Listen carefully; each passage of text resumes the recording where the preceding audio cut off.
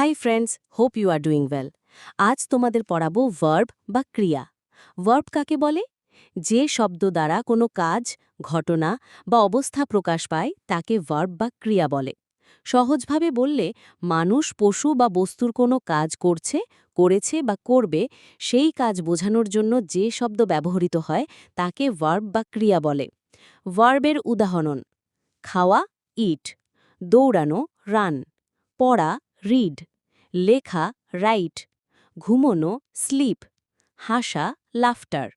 উদাহরণ বাক্যে: আমি ভাত খাই, আই ইট রাইস; সে খুব দ্রুত দৌড়ায়, he or she runs very fast; তুমি বই পড়ছ, ইউ আর রিডিং আ বুক।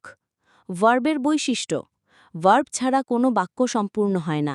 যেমন, আমি খাই, এখানে খাই শব্দটাই মূল ক্রিয়া। ভার্ব দিয়ে কাজের সময় বোঝা যায়।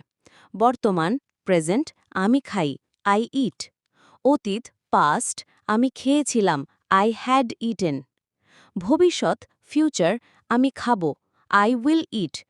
ভার্ব বাক্যের প্রাণ, কারণ বাক্যের প্রধান অর্থ কাজের ওপর নির্ভর করে।